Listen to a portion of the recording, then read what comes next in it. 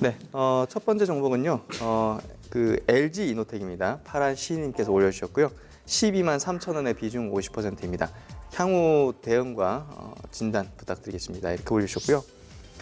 LG 이노텍은 뭐 국내 시장에서 대표적인 그 휴대폰 부품 쪽입니다. 그래서 어찌됐든 휴대폰 이제 스마트폰 산업 자체가 성숙기에 이제 돌입하다 보니까 주가가 상당히 좀 미진하게 지지부진했었습니다. 그래서 이 종목은 뭐 LED 사업부가 있긴 하지만 그쪽은 이제 어느 정도 캐시카우적인 어떤 측면이고 성장을 이루는 부분은 아니고요.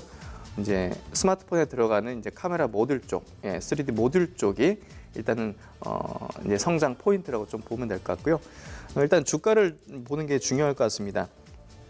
이 기업을 이제 보면 2017년도 8월 31일 날 18만 원 고점을 지킨 것을 볼 수가 있습니다. 그러니까 대부분 스마트폰 관련된 부품주들, 뭐 이런 어떤 디스플레이 관련된 OLED 관련된 뭐 그런 어떤 소재, 부품 회사들이 대부분 이 아이폰이 OLED 탑재를 하고 출시를 하는 시점, 그러니까 그 시점이 대체적으로 2017년 여름, 가을이거든요.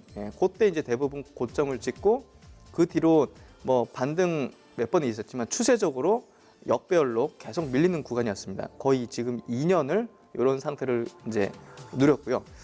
제가 볼 때는 내년도 이제 지금 11월 20일이니까 11월 말 이제 한 달 남았잖아요. 그러니까 내년도에 대한 투자 전략을 짜는 게 저는 굉장히 중요하다고 생각합니다.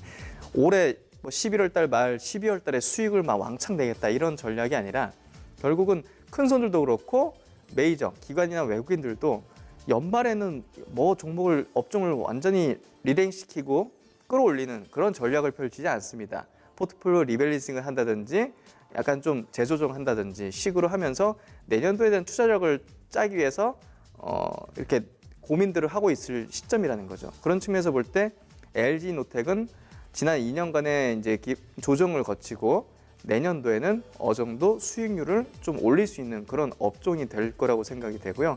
스마트폰에 대한 부분이 이제 최근에 이제 폴더블 이제 말들이 많이 나오고 있지 않습니까? 실제적으로 폴더블 폰에 대한 수요가 환이 되고 있다는 거죠. 그렇다면 이 스마트폰에 대한 어떤 모멘텀과 사이클이 2017년도 같은 그런 굉장한 슈퍼 사이클이 아니다 하더라도 시장 대비 아웃퍼폼하는 어떤 업종이 될 수 있다는 거거든요.